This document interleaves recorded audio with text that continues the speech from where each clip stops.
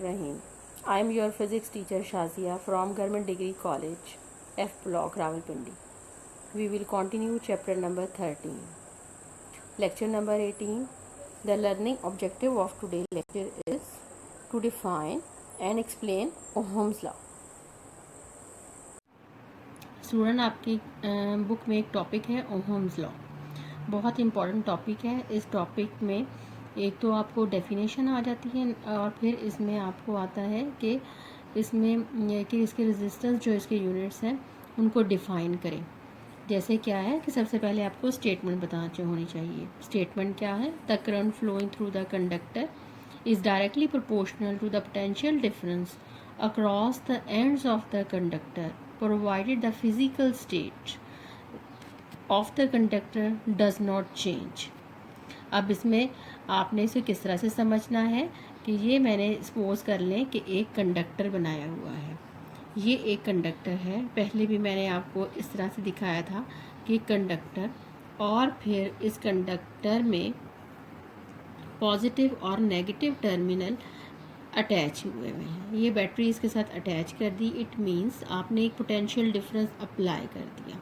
जब आपने potential difference apply कर दिया तो करंट इसमें से फ़्लो हो रहा है। वो कहते हैं ये जो करंट इसमें से फ़्लो हो रहा है, ये करंट की मैं डायरेक्शन जो मेंशन कर देती हूँ कि पॉजिटिव चार्जेस इस तरह से जा रहे हैं।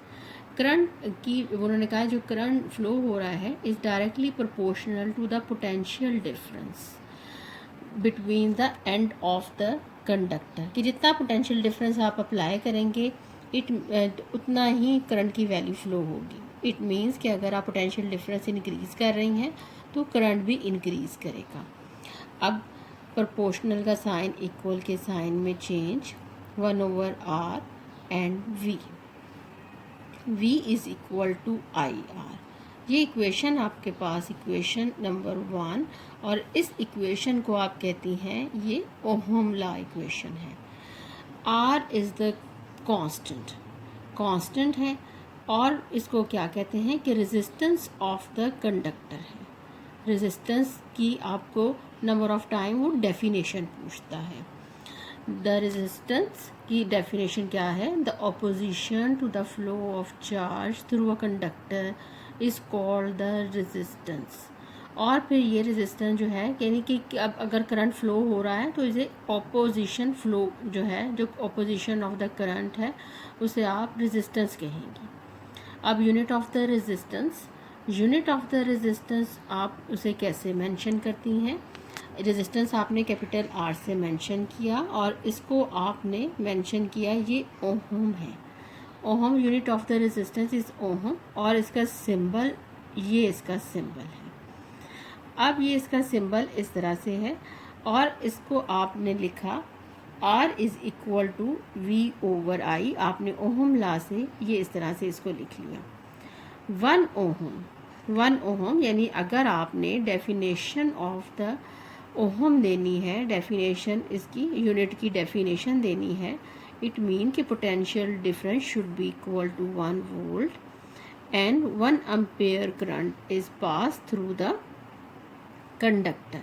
Resistance is said to be 1 ohm when 1 ampere current passed through the conductor due to the potential difference of 1 volt across its ends. ये आपके पास इसकी डेफिनेशन आ गई। फिर ये कि रेजिस्टेंस जो है वो डिपेंड जो है वो किस किस पे करता है? Dimension of the conductor. जैसे डायमेंशन ऑफ द कंडक्टर क्या है कि डायमेंशंस आपके पास आ जाएंगी कि डायमेंशन पे डिपेंड करता है रेजिस्टेंस। तो आपको पता होना चाहिए डायमेंशन में क्या आएगा, लेंथ हो जाएगा और एरिया की वैल्यू आ जाएगी। Area of cross section of the conductor, ये area of cross section of the conductor, area of cross section of the conductor क्या है, लेंथ ऑफ द कंडक्टर क्या है, इस पे डिपेंड करता है। और डिपेंड करता है कि physical state of the conductor क्या है। मीन्स कि फ़िज़िकल स्टेट का जो उन्होंने कहा है कि ओहम लॉ जो है उसमें भी फिज़िकल स्टेट जो होंगी वो कांस्टेंट होनी चाहिए। फिज़िकल स्टेट से क्या होता है कि temperature of the conductor should be constant. Temperature of the conductor अगर वो कांस्टेंट नहीं है तो क्या होता है? इट मीन्स कि अगर कंडक्टर का टेम्परेचर कांस्टेंट नहीं है तो एटम जो वाइब्रेट कर रहे हैं उनकी मोशन उनकी मोशन इंक्रीज़ हो जाती है, उनकी वाइब्रेशनल मोशन इंक्रीज़ हो जाएगी और resistance of the conductor increase हो जाएगा।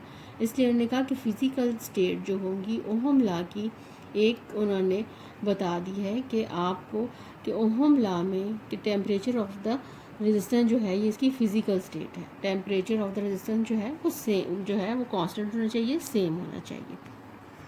अब ये ओहमिक कंडक्टर कौन कौन से हैं, एक छोटा सा टॉपिक है, उन्होंने आपको इन्फॉर्मेशन दी है कि ओहमिक कंडक्टर वो कंडक्टर होंगे, ओहमिक कंडक्टर जो ओहम लॉ को ओबे करेंगे। A conductor which obey the ohm law is called the ohmic conductor and the conductor which don't obey the Ohm law is called the non-ohmic conductor। Non ohmic conductor कौन से हैं, उन्होंने एक example दी है tungsten filament की। Tungsten filament जो है उन्होंने एग्जांपल दी और उन्होंने कहा कि आप ओहम लॉ में टू वेरिएबल्स ही देखें, आपके पास है V और I का वेरिएबल है, दो ही वेरिएबल है। टंगस्टन फिलामेंट में आपने क्या करना है कि V अगर आप एक ग्राफ प्लॉट करें ओहम लॉ के लिए, ये I, ठीक है। अगर आप कर रही हैं कि ओहमिक कंडक्टर हैं तो इट मीन्स कि ग्राफ की लाइन क्या होगी, स्ट्रेट लाइन, जैसे कि मैंने आपको बताया कि V is directly proportional to I। V की वैल्यू इंक्रीज़ हो रही है, I की वैल्यू इंक्रीज़ हो रही है, I इंक्रीज़ हो रहा है तो V इंक्रीज़ हो रही है, ये आपका ओहमिक कंडक्टर आ गया। अब क्या है कि non ohmic conductor, non ohmic conductor, non ohmic conductor की एग्जांपल है tungsten filament and the semiconductor diode. ये नंबर ऑफ टाइम आपको ऑब्जेक्टिव में पूछते हैं और सेकेंड ईयर इसका मैं आपको दोनों का एक एक प्रैक्टिकल जो है वो करवाऊंगी। आप देख लें कि अगर आप एक ग्राफ प्लॉट कर रही हैं V और I में, V अलॉन्ग एक्स एक्सिस और I अलॉन्ग वाई एक्सिस, तो जब नॉन ओहमिक कंडक्टर आप टंगस्टन ले रही हैं तो उसका ग्राफ ये ग्राफ है। इट मीन्स कि इसका ग्राफ इस तरह से क्यों है कि ये एक तो ओहम लॉ को, इसके ग्राफ को देखकर ही पता चल रहा है ये ओहम लॉ को ओबे नहीं करता। अब क्या है कि V की वैल्यू अगर ज़ीरो है इट मीन I की वैल्यू ज़ीरो, ग्राफ में यहाँ से देख रहे हैं, अगर V इंक्रीज़ हो रहा है तो I भी इंक्रीज़ हो रहा है। यहाँ तक इसी तरह से सिचुएशन रही कि दोनों वैल्यू जो हैं वो डायरेक्टली प्रोपोर्शनल रही। फिर क्या है, यहाँ पे जैसे ही कंडक्टर का टेम्परेचर इंक्रीज़ हुआ तो रेजिस्टेंस ऑफ द कंडक्टर जो है वो इंक्रीज़ हो गई और हमें ये वाला इस तरह से एक इसकी डेविएशन ऑफ द ग्राफ मिल गई। ये आपको इसका डेविएशन ऑफ द ग्राफ नज़र आ रही है, ये रेजिस्टेंस। मगर condition of the ohm law क्या है कि रेजिस्टेंस शुड बी कांस्टेंट। हमने कहा है कि अगर इक्वेशन है V into I it mean resistance should be constant, तो इट मीन अगर रेजिस्टेंस कांस्टेंट नहीं है तो ओहम लॉ एप्लीकेबल नहीं होता। टंगस्टन जो है उसका मेल्टिंग पॉइंट की वैल्यू बहुत हाई वैल्यू है। अब इसमें जो है, अब आपके पास ये नॉन ओहमिक कंडक्टर में टंगस्टन की एग्जांपल आ गई और मैंने आपको एक और प्रैक्टिकल भी परफॉर्म करवाना है। उस प्रैक्टिकल में क्या है कि आपने ग्राफ ड्रॉ करना है, ग्राफ आपने करना है draw between I and V और नॉन ओहमिक कंडक्टर लेना है। उसमें भी ग्राफ की वैल्यू जो होगी वो सेमी कंडक्टर डायोड में ग्राफ की वैल्यू इस तरह से होगी कि रेजिस्टेंस जो है वो इंक्रीज़ हो गया विद द टेम्परेचर और नॉन ओहमिक कंडक्टर। मगर उसमें ग्राफ मैंने आपको एक और तरह से ग्राफ भी देना है कि ये आपके पास जो ग्राफ की वैल्यू होगी, ये ग्राफ की वैल्यू, ये ग्राफ की वैल्यू जो होगी वो फॉरवर्ड बायस करंट में, वो मैं आपको समझाऊंगी नेक्स्ट चैप्टर्स में। ये फॉरवर्ड बायस करंट की वैल्यू होगी और ये रिवर्स बायस करंट के लिए ग्राफ की शेप जो होगी वो ये होगी। ये सेमी कंडक्टर डायोड्स के लिए शेप ऑफ द ग्राफ है। It mean non ohmic conductor, इनकी एग्जांपल्स क्या हैं, टंगस्टन फिलामेंट और जो है आपके पास semiconductor diodes. Second year आपकी बुक में एक छोटा सा आर्टिकल है और उसमें उन्होंने आपको इन्फॉर्मेशन दी है कि आप न्यूमेरिकल आराम जो है वो इजीली सॉल्व कर सकें। उन्होंने आपसे कहा है कि अगर आप कंसिडर कर रही हैं कि आपको जब भी मैंने बनाकर दिया है कोई भी डायग्राम, उस डायग्राम में एक ही रेजिस्टेंस नज़र आ रहा है और कभी रेजिस्टेंस जो है वो शो किया है कि ये रेजिस्टेंस होगा। अब आपकी बुक में एक डायग्राम ये बनी है, उसमें उन्होंने ये 3 रेजिस्टेंस लिए हैं, मगर इनसे आप जो वैल्यू फाइंड आउट करेंगी, जो एक्सप्रेशन फाइंड आउट करेंगी, वो वैलिड होगा for the resistance n resistance, कि अगर आपके पास नंबर ऑफ n रेजिस्टेंस है तो उसके लिए वैलिड होगा। ये एरो इंडिकेट कर रहा है कि चार्जेस इज फ्लोइंग, यहाँ से चार्जेस एंटर हो रही हैं, यानी कि करंट जो है वो एंटर हो रहा है, यहाँ से करंट जो लीव कर रहा है। ये रेजिस्टेंस का वो कहते हैं कि आपको जब भी रेजिस्टेंस कहा है ओहम लॉ में और रेजिस्टेंस आप वर्ड यूज़ करती हैं तो वो कैपिटल R एक रेजिस्टेंस है, ये 1 रेजिस्टेंस है। तो यहाँ तो आपको 3 रेजिस्टेंस नजर आ रहे हैं। तो इसमें उन्होंने कहा कि जब आप इस तरह से सीरीज़ में, इनको सीरीज़ कॉम्बिनेशन कहते हैं, सीरीज़ में रेजिस्टेंस को आप लगती हैं तो क्या होता है कि आपके पास करंट की वैल्यू सेम होती है, जितना करंट एंटर हो रहा है उतना ही करंट लीव हो रहा है। तो अब क्या है कि वोल्टेज की value, difference of the voltage आप देख लें कि क्या होगा, V1 plus V2 and V3। Then V1 and V2 and V3 आप कहाँ ले रही हैं, ये V1 V2 एंड V3 जो मैंने आपसे कहा था ends of the conductor potential difference, ये उन्होंने ले लिया। अब आप इसमें ओहम लॉ एप्लीकेबल करेंगी। जब सीरीज़ में कॉम्बिनेशन है, मैंने आपको बताया कि करंट की वैल्यू सेम रहेगी। ये आपके पास रिजल्टेंट रेजिस्टेंस आ गया।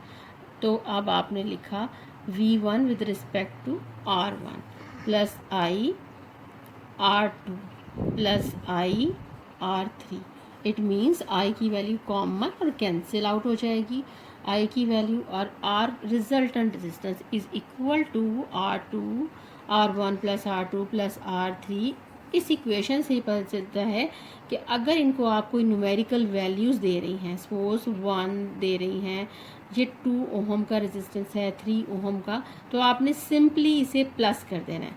Net resistance should be equal to the 6 ohm की वैल्यू। ये 6 ओहम यानी ये न्यूमेरिकल आपके पास वैल्यू आ गई, आपने यूनिट इसमें लगा दिए। अब ये है कि उन्होंने कहा कि अगर ये रेजिस्टेंस आपको इस तरह से मिले डायग्राम कि ये रेजिस्टेंस जो हैं वो लगे हुए हैं पैरेलल में, ये रेजिस्टेंस इस तरह से पैरेलल में लगे हुए हैं, ये जी पैरेलल में resistance R1 resistance R2 resistance, ये रेजिस्टेंस पैरेलल में है, ये रेजिस्टेंस जो है फिर पैरेलल में आ गया। ये आप 2 का कॉम्बिनेशन भी ले सकती हैं कि 2 रेजिस्टेंस भी ले सकती हैं। यहाँ पे आपने कॉमन पॉइंट ले लिया A and B, common point which is attached to the variable battery, positive negative positive negative positive and negative। Variable battery किसे कहते हैं, जिसमें आपने पॉजिटिव नेगेटिव आप उसकी वेरिएशन जो है वो चेंज कर सकती हैं। आपने इसे कनेक्ट कर दिया, एक कॉमन पॉइंट ले लिया, ये देखें डायग्राम में, ये कॉमन पॉइंट B है, कॉमन पॉइंट A है, पॉजिटिव नेगेटिव टर्मिनल के साथ इसको अटैच कर दिया, रेजिस्टेंस मेंशन कर दिए R1 R2 एंड R3, यहाँ पे इसे मेंशन कर दिया। उन्होंने कहा कि जब आप इस तरह से पैरेलल में रेजिस्टेंस लेती हैं तो अब पोटेंशियल डिफरेंस की वैल्यू कांस्टेंट होती है। इट मीन्स कि करंट की वैल्यू चेंज हो रही है, जो चेंज होगा उसकी आपने इक्वेशन लिखनी है। करंट की वैल्यू चेंज हो रही है तो नेट करंट की वैल्यू क्या होगी, I1 plus I2 plus I3, ये करंट की वैल्यू आ गई।